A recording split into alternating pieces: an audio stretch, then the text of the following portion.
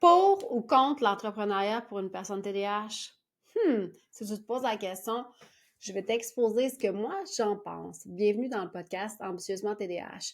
Donc, avant de commencer le pour ou contre l'entrepreneuriat chez les personnes TDAH, je vais prendre le temps de remercier les gens qui m'ont laissé des commentaires sur le podcast. Donc, j'ai eu 2 commentaires. Ben, en fait, j'ai eu plus que 2, mais je prends les 2 derniers qui sont arrivés. Donc, j'ai Valérie qui me dit « Élever mes enfants atypiques du mieux que j'ai pu. Je suis vraiment, mais alors vraiment très fière. » Effectivement, tu as tout à fait raison d'être fière de toi. C'est tout un défi, en fait, élever des enfants neuroatypiques. Et Nina me dit « Merci pour cet épisode. Je vis la même chose avec mon doctorat. Énorme syndrome de l'imposteur. J'efface toutes mes victoires d'un revers de main. Résultat, autosabotage. » Si tu savais comme je te comprends, puis en fait, moi, ce que je trouve intéressant dans ton commentaire, c'est peu importe le niveau académique auquel on est, cette réalité-là est présente. Donc, c'est quelque chose qu'on doit travailler activement à un peu contrecarrer dans notre fonctionnement.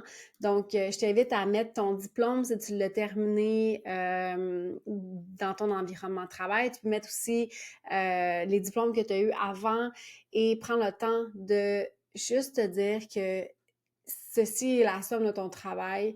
Je te dis pas que ça va régler ton problème, mais je pense que ça l'aide déjà beaucoup à contrer un peu les pensées négatives automatiques qu'on a tendance à avoir qui nous amènent vers la rumination.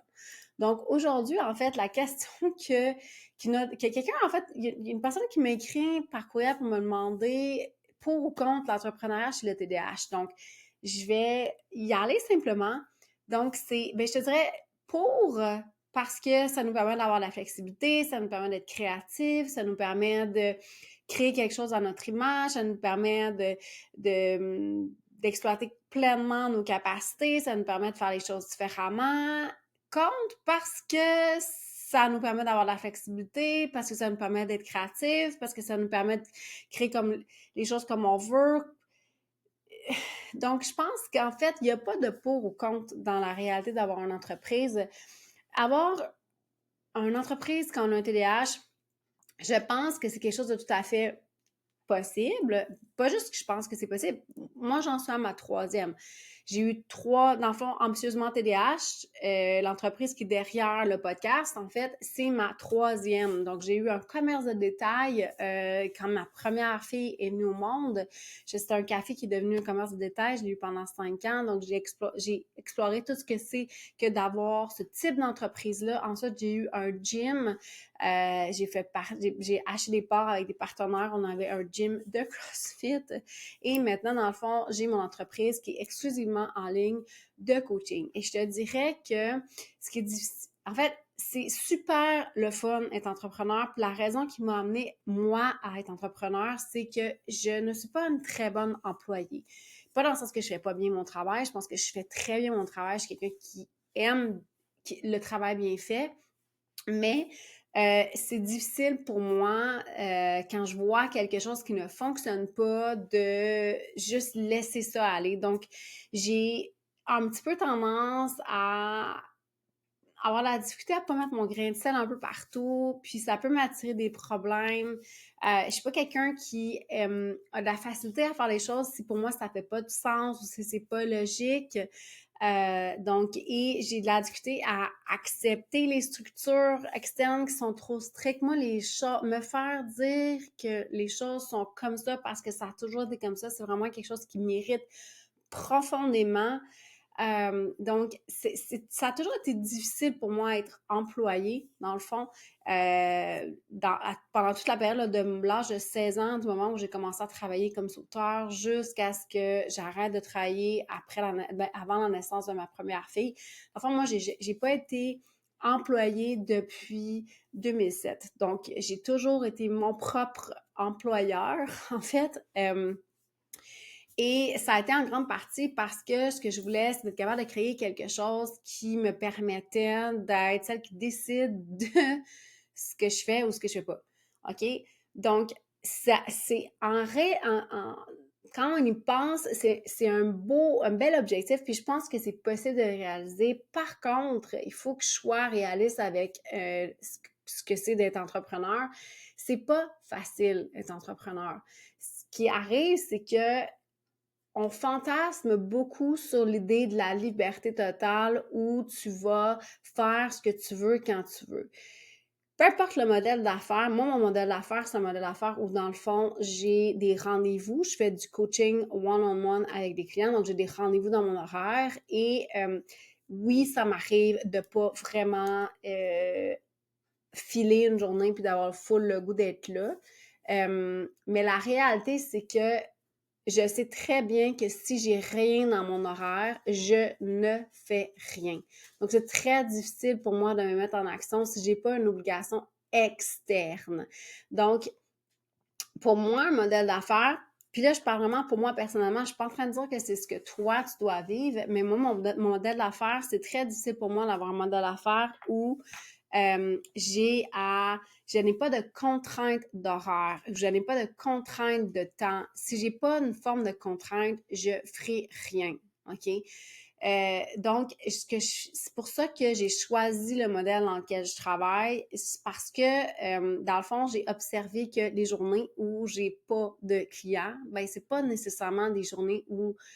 C'est même pas une journée où je fais quoi que ce soit. C'est une journée où je suis pas vraiment productive. Puis quand je parle de productive, je parle pas nécessairement de travail, je parle de... j'ai pas nécessairement envie de faire quelque chose. J'ai tendance à étirer beaucoup le temps, puis finalement, je finis ma journée avec énormément d'insatisfaction parce que j'avais pas de contrainte de temps. Quand on a un déficit d'attention, percevoir le passage du temps, c'est difficile. C'est pas juste ça, il y a aussi un biais cognitif qui est présent, qui n'est pas exclusif au TDAH, mais qui existe, qui est un biais où on pense que les émotions du moment présent sont plus fortes que les mêmes émotions mais dans le futur.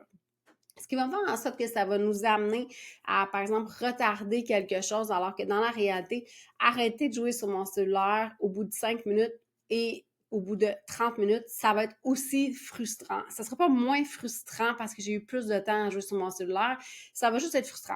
Donc, euh, notre cerveau a tendance à penser que quand, dans le moment présent, je peux éviter la sensation qui est désagréable, en la repoussant à l'infini. Dans le fond, ce qu'on cherche à faire, c'est on cherche à construire une tension qui va finir par nous amener à avoir le goût de comme relâcher la tension, mais il faut que cette tension-là soit suffisamment grande pour passer à l'action. Mais dans mon cas, moi, ce que ça faisait, c'est que ça m'amenait à faire énormément de procrastination. Donc, si ton objectif, c'est de te partir une entreprise, je t'inviterais à essayer d'observer comment tu fonctionnes. Si ton modèle d'affaires, c'est un modèle d'affaires où, dans le fond, tu n'auras pas d'obligation de rendez-vous dans un calendrier, je vais t'inviter à considérer comment tu vas construire un système, une structure autour de toi pour t'aider à passer à l'action. Parce que les TDAH, c'est pas facile pour nous de passer à l'action quand on est seul dans quelque chose. Je pense pas que c'est impossible, mais il faut que tu observes comment tu fonctionnes. Comme je te disais, le fantasme de s'imaginer que quand je vais être libre, quand je vais avoir du temps, je vais faire les choses, ben, commence par regarder comment se passent tes week-ends, tes fins de semaine. Moi, dans mon cas, mes week-ends, c'est pas mes meilleurs moments de ma semaine. Je passe la semaine à avoir hâte d'arriver au week-end pour avoir du temps et faire les choses que j'ai réellement envie de faire. Puis au final, je fais pas vraiment ce que j'ai envie de faire.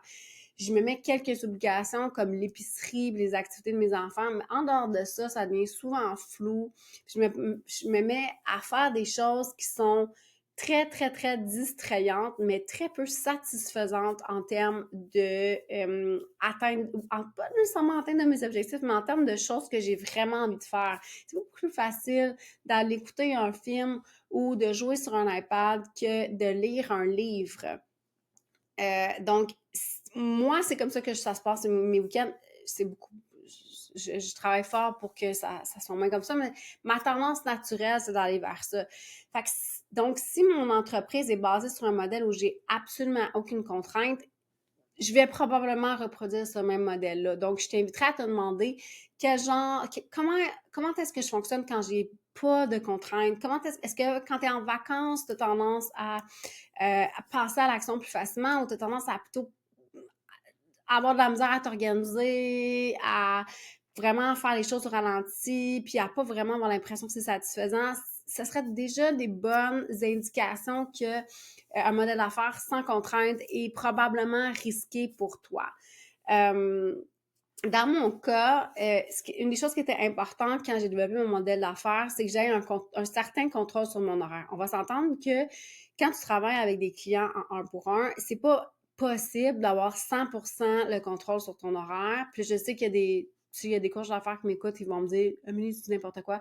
Dans la réalité, faut quand même avoir une certaine souplesse parce que tu vas avoir des clients qui vont vouloir te voir les soirs, tu vas avoir des clients tu peux décider des journées où tu travailles ou tu travailles pas. Personnellement, je travaille 5 jours par semaine, mais ce que je fais, c'est que je m'assure d'avoir 2 après-midi minimum où j'ai rien à faire. Pourquoi? Parce que les moments où je suis la plus performante, c'est pour moi le matin.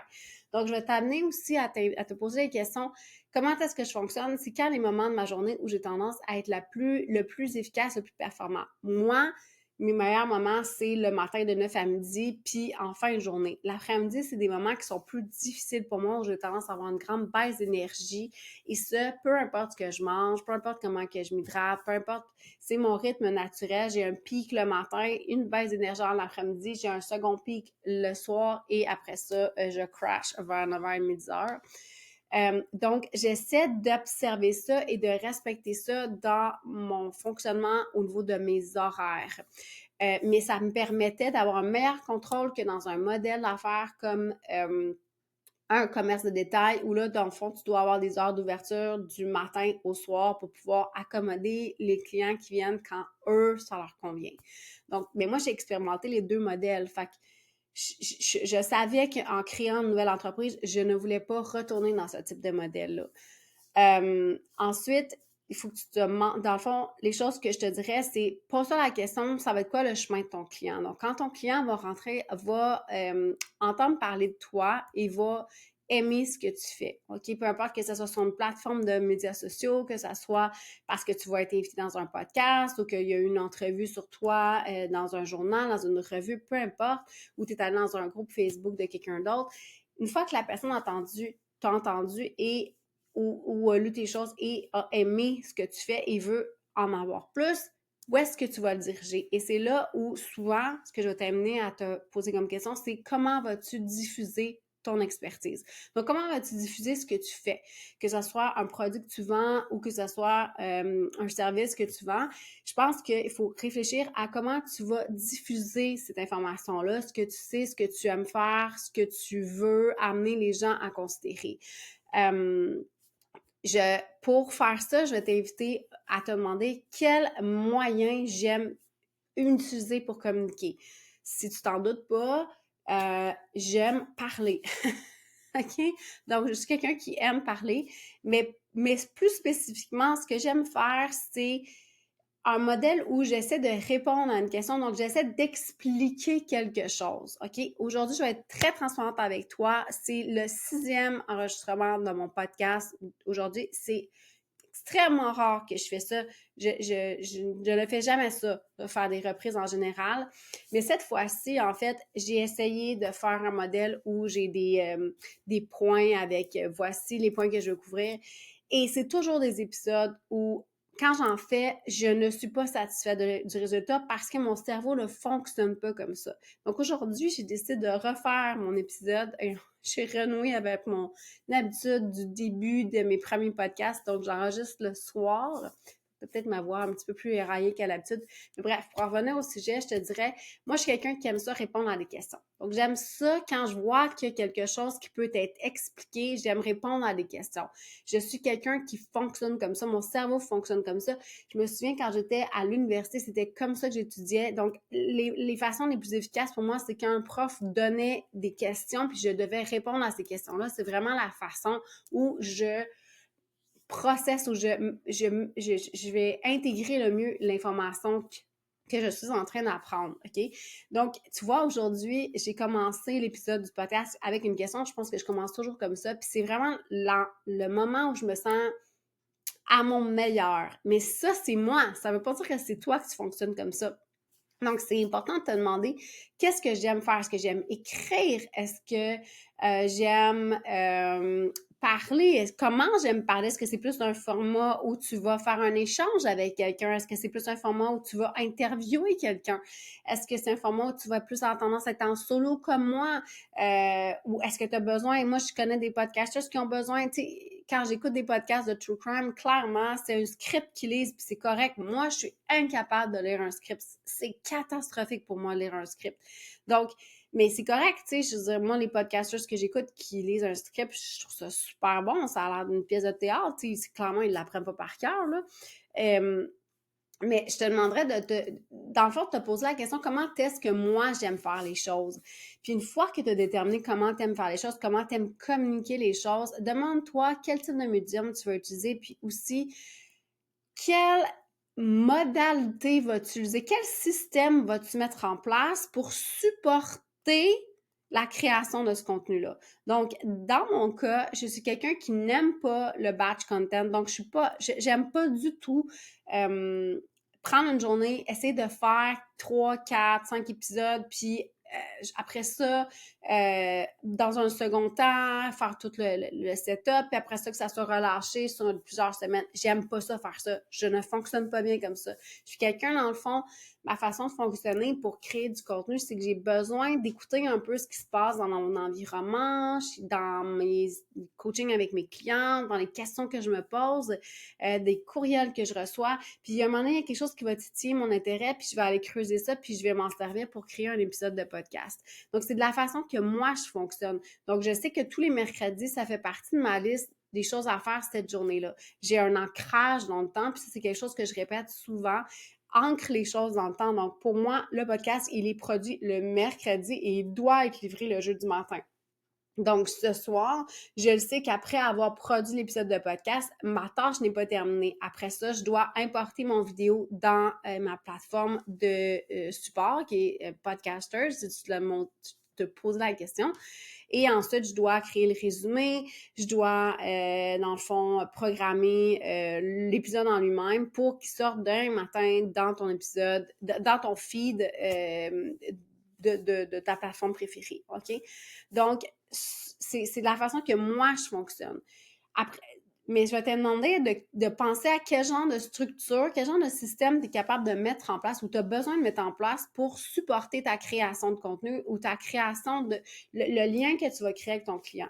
Une fois que ton client est rentré en contact avec toi, que tu l'as amené vers ta plateforme où tu communiques dans le fond ce que tu fais, demande-toi quel est le chemin qu'il va faire pour venir vers ce que tu vends, dans le fond. Est-ce qu'une fois qu'il écoute ton podcast, tu veux, là, je prends l'exemple d'un podcast, mais ça peut être n'importe quoi d'autre. Est-ce que tu vas l'amener sur ton site web? Est-ce que tu veux avoir une infolette? Comment tu vas fonctionner? Dans mon cas, dans le fond, moi, ce qui supporte mes piliers au niveau de mon entreprise, parce que c'est ce qui est le plus important. Ce qui est le plus important, c'est tes piliers. C'est ce qui va t'amener du revenu, OK?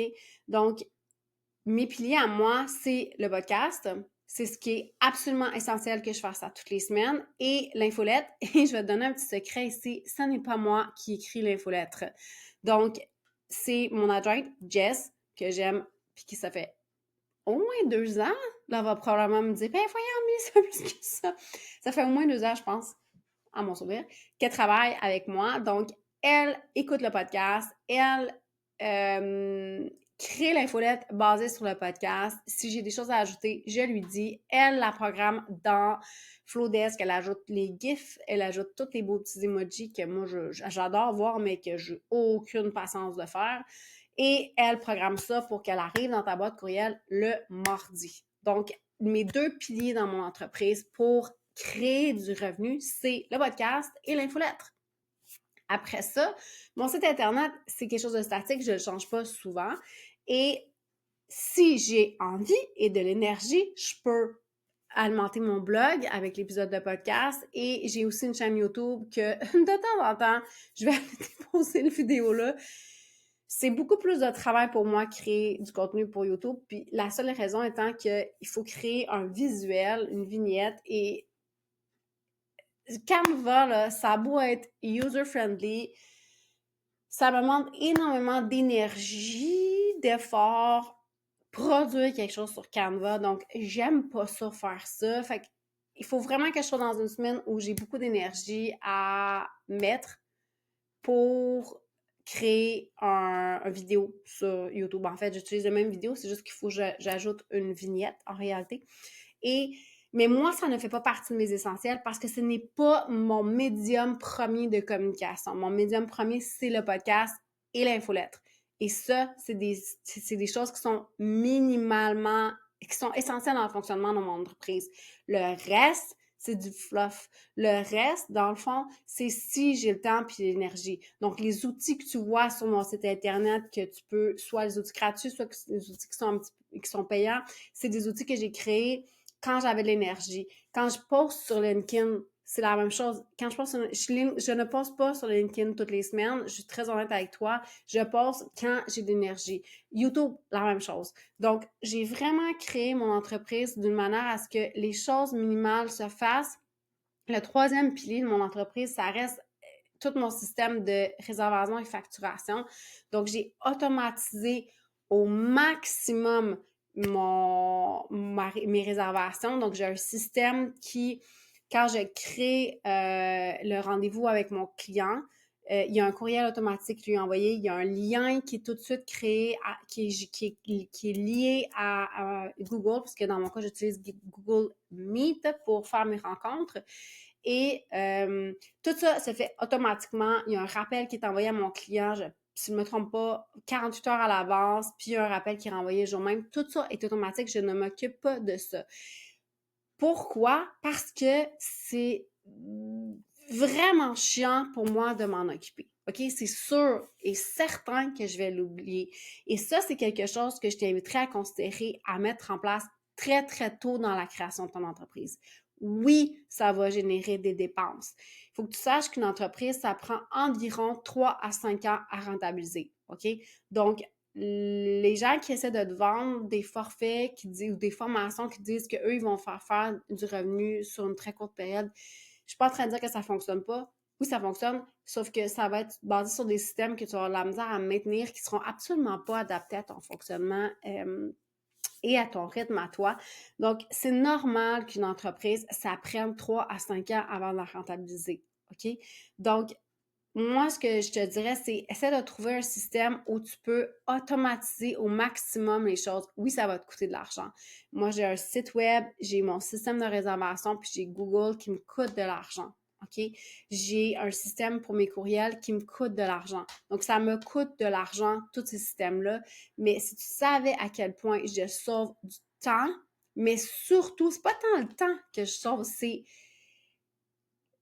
le fait que je n'ai pas à utiliser la précieuse quantité de volonté que j'ai dans une journée à gérer mes émotions puis mes comportements, je ne les mets plus là-dessus. Parce que quand j'ai commencé mon entreprise, je voulais trouver une manière d'économiser le plus possible. Puis, j'utilisais des systèmes où, dans le fond, c'était moi qui créais le lien, puis là, je l'envoyais au client, puis en tout cas, je faisais tout ça à la main. Ça va, là, quand tu as un client par semaine, là. Puis même encore, j'ai essayé de faire ça. Fait que je te dirais, essaie de voir qu'est-ce que tu peux automatiser, puis automatiser au maximum. Dans mon cas, j'ai des courriels de suivi qui vont partir automatiquement, qui ont déjà été programmés sur ma plateforme. Qu'est-ce que j'ai d'autre?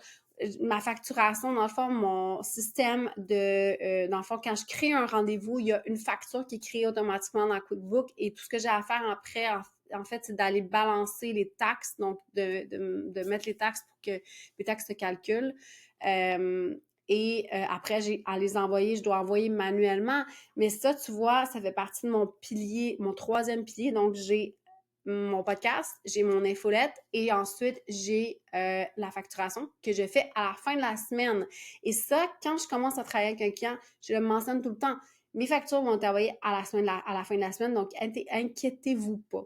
Est-ce que ça fait en sorte que je me fais payer tout de suite? Pas tout le temps. Des fois, ça me prend un certain temps, mais c'est un compromis que je suis prête à faire. Et la raison étant que je sais qu'en entrepreneuriat, on va toujours te suggérer de te faire payer à l'avance, mais personnellement, OK, me faire payer à l'avance, je n'aime pas ça. Je préfère me faire payer une fois que le service a été rendu, comme ça, j'ai pas l'impression de rien devoir à personne. Je n'aime pas avoir le sentiment que je dois quelque chose à quelqu'un. Donc, Moi, je préfère avoir ce modèle-là et ça me permet d'être bien avec moi-même. Parce que quand je sens que je dois quelque chose à quelqu'un, je ne suis pas bien là-dedans. Je trouve ça vraiment, vraiment difficile. Donc, si ça fait partie de tes caractéristiques, je t'inviterais à essayer de développer un modèle d'affaires qui en prend compte. Donc, si je récapitule un petit peu le podcast aujourd'hui, est-ce que je suis pour ou contre l'entrepreneuriat? Moi, je pense pas que c'est à être pour ou contre. Je pense que c'est de reconnaître que l'entrepreneuriat, c'est pas la solution magique au fait que c'est pas nécessairement toujours facile de travailler pour un employeur. C'est quelque chose qui va te demander de mettre en place des systèmes, qui va te demander de mettre en place des structures, qui va te demander d'avoir de l'accompagnement. Présentement, j'ai une mentor, mais comme je te dis, j'ai aussi mon adjointe qui fait mon infolette, mais qui fait pas juste ça. Tu savais le nombre de fois que j'envoie des messages pour demander Hey, ça fait-tu du sens, ça? Qu'est-ce que tu penses de ça? Puis tout ça. Puis elle me sert de body doubling très souvent dans la progression de mes idées pour, dans le fond, rester créative dans ce que je fais. Déléguer, mettre des systèmes pour être capable de déléguer, automatiser, réfléchir au processus de ton client. Je te dirais, petite chose que je n'ai pas dit dans le podcast, c'est essaie de garder ça simple. Plus tu vas rendre ça compliqué, plus tu vas essayer d'être présent partout, plus tu vas t'épuiser à faire tout ça. Je le sais qu'actuellement, ce qu'on suggère, c'est d'être présent sur toutes les plateformes de médias sociaux. Moi, je te dirais, essaie de te concentrer sur une. Genre, peut-être créer du contenu pour une, puis peut-être que tu peux rediffuser ailleurs, mais concentre-toi sur une chose et applique-toi, dans le fond, à devenir bon là-dedans ou bonne là-dedans.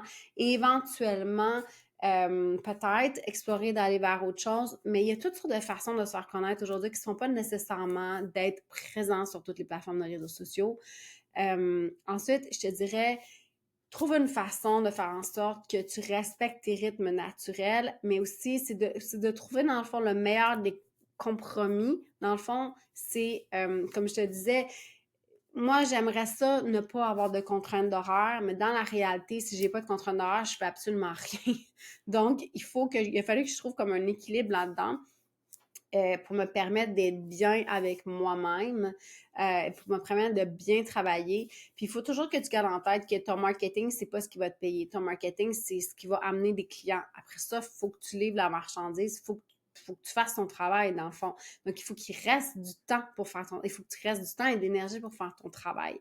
Donc, j'espère que ça répond un peu plus à tes questions par rapport à l'entrepreneuriat TDAH. Comme je te disais, moi, ce que je pense qui va t'aider beaucoup, c'est d'avoir du support. Si c'est le genre de choses qui t'intéressent, moi, c'est le genre de choses que j'adore travailler. J'aime vraiment beaucoup travailler la mise en place d'une entreprise avec un entrepreneur. Une chose à ne pas négliger, c'est ta vie personnelle. Si ton entreprise bouffe toute ta vie personnelle, on a un problème. OK? Si ton entreprise empiète beaucoup trop sur ta vie personnelle, on a un problème. Tu vas t'épuiser, tu vas pas vouloir la maintenir. Parce que, comme je disais, ça prend 3 à 5 ans à rentabiliser une entreprise. Et une entreprise, il faut vraiment le voir comme euh, un peu comme un projet de te remettre en santé. C'est un projet qui va durer sur une longue période ou probablement, peut-être, je ne dis pas que ça va être ta vie, là, mais ça va durer sur une longue période. Donc, la nouveauté va finir par la nouveauté va finir par disparaître, puis c'est là qu'on va vouloir avoir des systèmes, des structures, de la simplification, de l'automatisation, déléguer pour faire en sorte que ce que tu aimes vraiment faire reste la partie principale de ton travail. Donc, si tu as aimé cet épisode-là, je t'invite à le partager auprès des gens que tu penses qui voudraient peut-être devenir entrepreneurs ou qui sont entrepreneurs puis qui ont un petit peu de la difficulté. Si tu es intéressé, je lance un défi. Donc, le 22 avril, ça va sortir un défi gère ta dopamine, pas gère ton TDAH, gère ta dopamine. Tu peux avoir tous les détails qui vont sortir avec l'infolette le 22 avril. Donc, je t'invite à aller sur mon site web amelieléveillé.com et t'inscrire à l'infolette, ça va sortir par là. J'apprécie chacun de tes commentaires. Sincèrement, quand vous prenez le temps de m'écrire, soit par la plateforme, soit par courriel, vous avez aucun sens comment que j'aime ça quand tu m'écris. C'est un petit peu comme ma paye, quand tu prends le temps de m'écrire. Et dis-toi que si tu m'écris, que ce soit par l'infolette ou par le podcast, je vais prendre le temps de te lire et je vais prendre le temps de te répondre. Est-ce que je vais te répondre dans la journée? Probablement pas, mais je vais prendre le temps de te répondre et de te donner, dans le fond, ce que tu sais, de répondre à ce que tu vas me dire, ça va me faire vraiment plaisir. Sur ce, je te souhaite une très, très belle semaine. On se revoit pour l'épisode 133.